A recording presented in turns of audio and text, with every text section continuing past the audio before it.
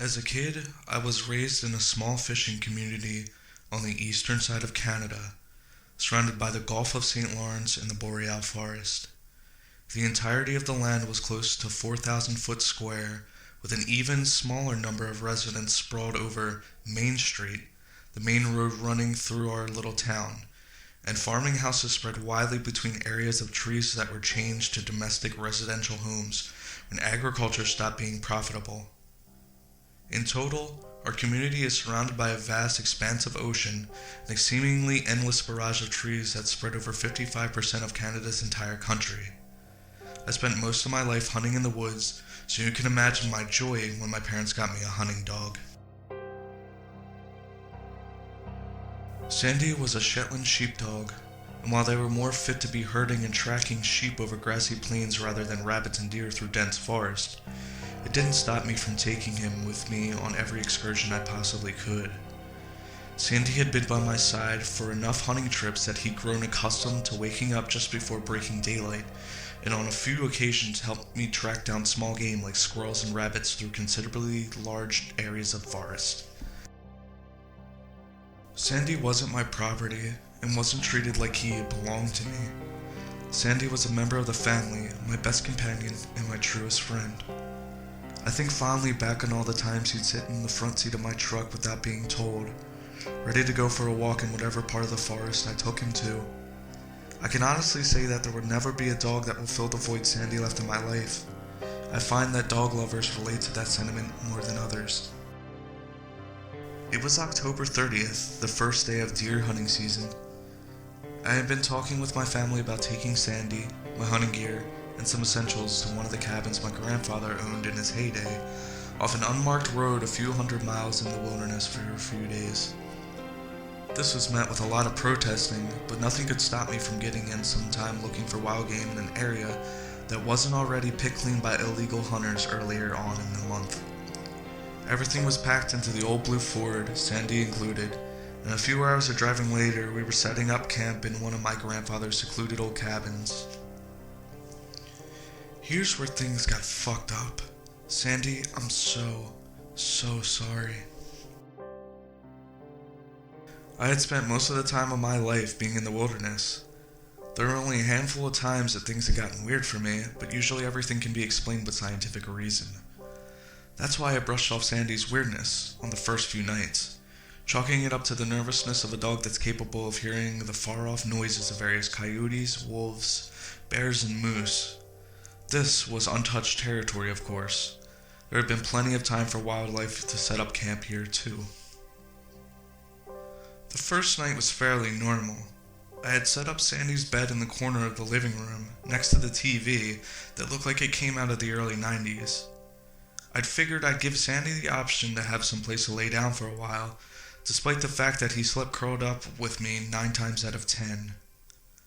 Close to 10 at night, Sandy looked straight at the wooden door and whined. I figured he had to piss, and opened the door to let him out, not worried about having my best friend stray too far from me. Instead, he just sat inside the door, looking out at the forest edge beyond the path. I too stood and looked for a few minutes before deciding he had just heard an errant critter close to the cabin.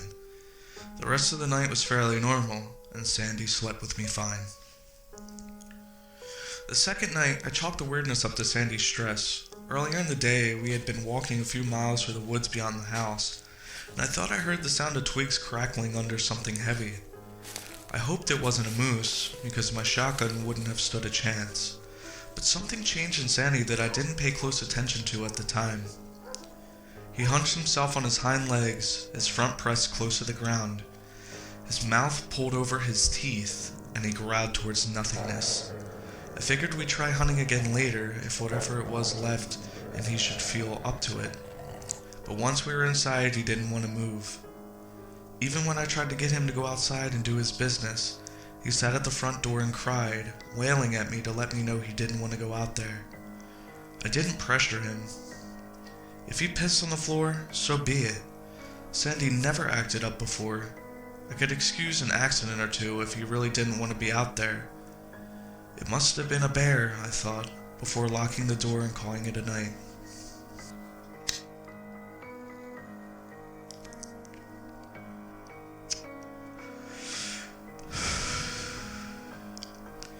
The third night is where things went to hell, and I still don't fully understand what happened. Sandy didn't eat all day. I managed to shoot a rabbit in the early morning when Sandy decided he didn't want to be outside any longer than he had to, and retired inside for the day. I cooked it up, threw a little gravy on it, and gave it to my dog.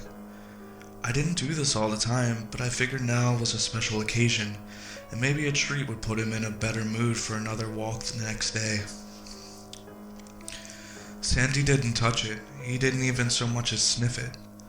Instead, he sat at my side on the couch, watching the door intently. I tucked him under one of my arms, and he laid his head on my lap, eyes locked on the door. Close to 3 hours of watching grainy VHS tapes on the outdated television set, Sandy started crying, hugging himself close to my body. This is where my judgment took me down the wrong path for the first time of many. It must sound silly, being my dog's protector rather than my dog being mine, but this was my family. I figured if there was something out there that was scaring Sandy so bad, then it was my job to do something about it. I loaded my 410, opened the door, stood in the doorway, and waited. I must have waited at least half an hour, staring into nothing. There was barely any sound, except for the faint buzz of insects and leaves rustling in the cold autumn wind. Moose aren't elegant creatures, and if it were a moose, I would have heard it coming. Around the 40-minute mark, Sandy took off like a shot into the darkness of the trees beyond the path, barking wildly. I started to get worried, despite my knowledge that my dog isn't entirely helpless in the wilderness. There was still bigger animals that would have liked to take a bite out of him if there wasn't a lot of food for the winter. But I heard Sandy's bark fade away in the distance, and then stop altogether. I waited hours standing in the doorway with my shotgun cocked and ready to put down whatever it was waiting in the woods. I waited hours for Sandy to come back to the house. I waited until the sun was cracking through the trees, and then I waited until that night, sitting on my porch step, feigning off sleep deprivation to see my dog come back. Sandy did come back, but not for another 3 days. Fog had rolled in at that point, and it was getting darker, the night painting the sky a navy blue. Tracking over the last few days proved futile, and I started to get worried that I'd need to leave and find more provisions for me to last the next few nights. I couldn't leave Sandy up there, lost in the woods, cold and probably hungry. The thought that he might be waiting out there for me to find him and bring him back was a little distressing. I was packing the bag that hung on the coat rack next to the door with what I'd need for the next day's trip. I figured tomorrow would be the last day before I'd go into town and see if my father would help me find Sandy. He was a retired, graying man, but I was sure if I brought up Sandy's name, he'd be more than willing to help me search for him. Thankfully, Sandy came back before I'd even finished that train of thought. I saw him from the window, on the path that led down the main road, a few dozen feet away from the house. Normally, I'd hear him scamper to the doorway and paw the door a few times, eager to come in. But this was different. I could see the reflection of his eyes as green pearls in the murky fog that swamped the house. For a moment, I thought it might be an animal, but the outline of his body in the wisp of low-lying clouds was unmistakable. Still, despite myself, I hesitated. There was something different about his body language. I stared out the window for a few more moments before reason overcame my gut instinct. Sandy could be hurt, I thought, or worse. I flung the doorway open, but he didn't come right away. Instead, he stood there, watching me intently, and when he didn't move, I whistled to him. "Here, Sandy," I coaxed him towards the house. "Here, boy." The way he moved was different. It was as though his hips had been dislocated, and the angle of his paws changed direction with every step, as though he'd forgotten how to walk properly. His head was bowed to the ground, but his teeth weren't bared. He didn't seem aggressive. The only way I could describe the look he gave me was sheepish. Like he got into something that he wasn't supposed to, and I yelled at him for it. I thought he might hurt himself hopping up on the elevated step if he dislocated his hips, but he did just fine. His back half swung a little, oddly enough, and his paws almost folded underneath him, but he didn't go sprawling. He sat on the step and didn't take his look off me. It wasn't until I moved from the doorway completely, opened the door wide, and waited for him to walk in that he moved. He walked straight to his bed. He didn't stop at my hand to sniff at me. He didn't wait for pets or jump on me like he used to. It was straight to his bed, where he sat and watched me for quite some time afterwards. I returned to the movie at hand. I called him a few times, but he didn't respond. His ears didn't so much as raise the sound of his name, or the pat of my hand on the worn-out couch beside me. I had missed my buddy, but I wasn't about to move him physically towards me. There was something about him that said I shouldn't have let him in, but I chalked it up to silliness, and a few hours later I went to bed. The more I think back on it, I don't recall him blinking at once.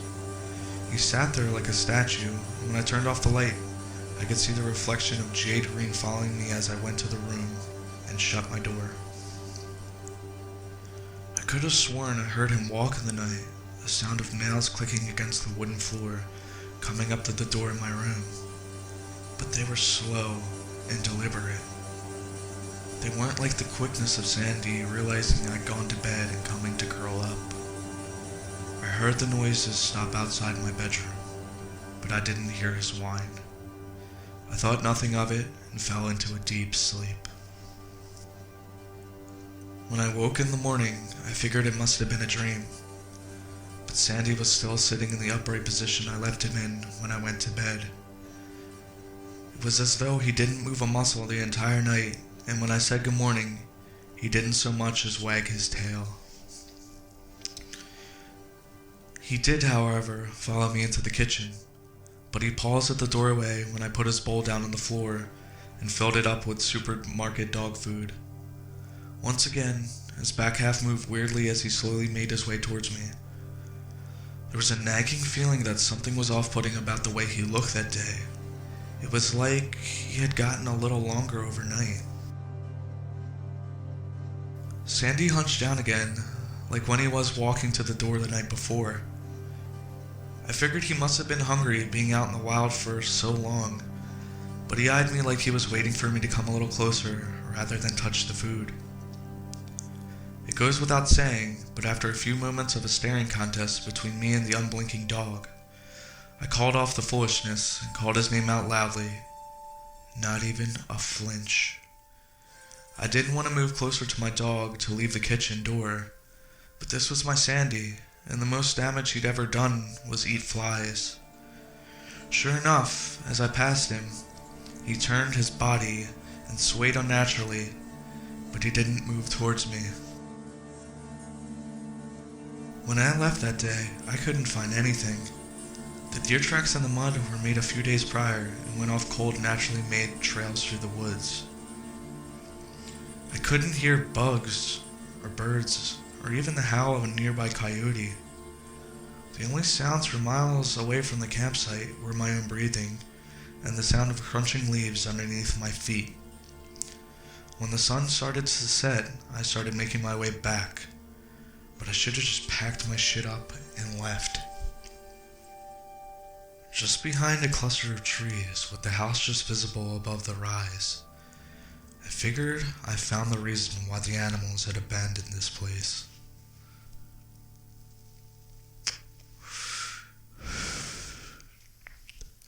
Generally, when there are mass animal deaths, that usually means that something is wrong in the area of the slaughter, and wildlife are usually smart enough to get the hell out of Dodge.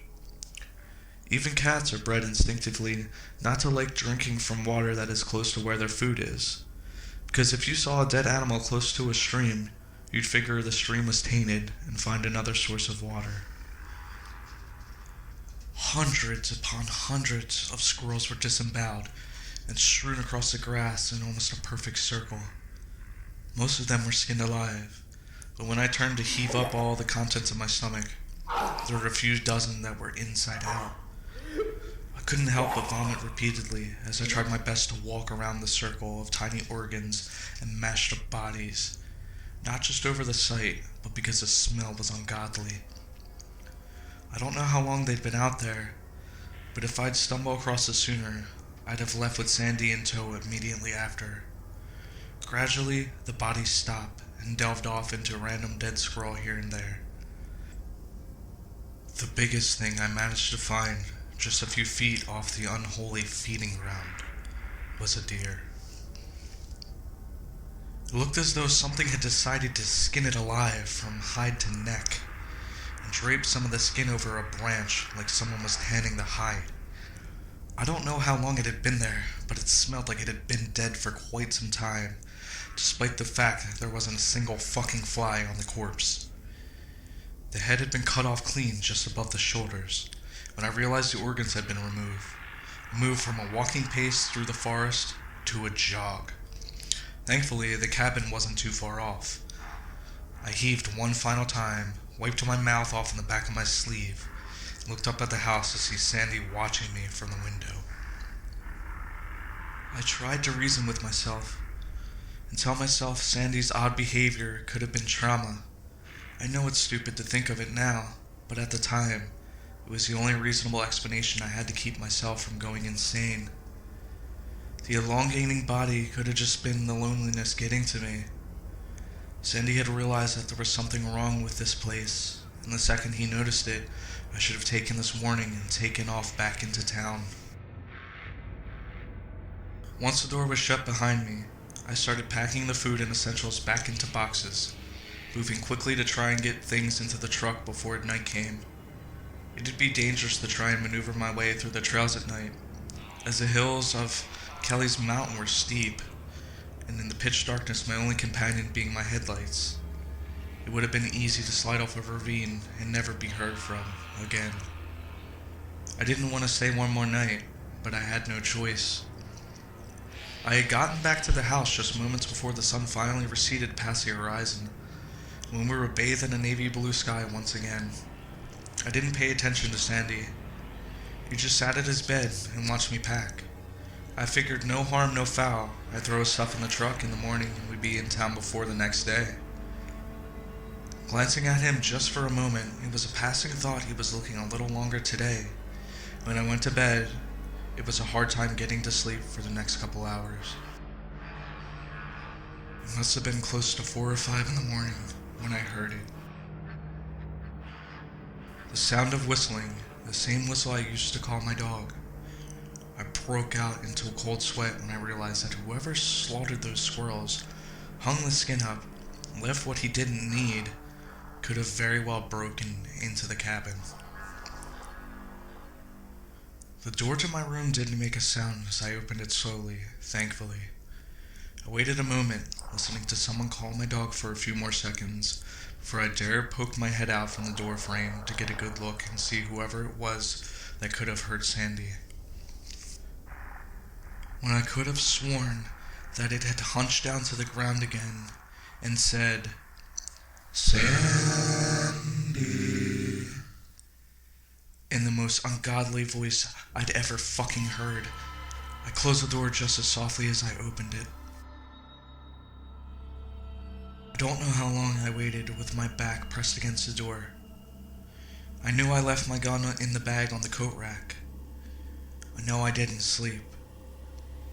I waited until I saw the sun break over the horizon, and then I waited some more, until it must have been midday, and I finally got the balls to open the door again and make a break for the truck.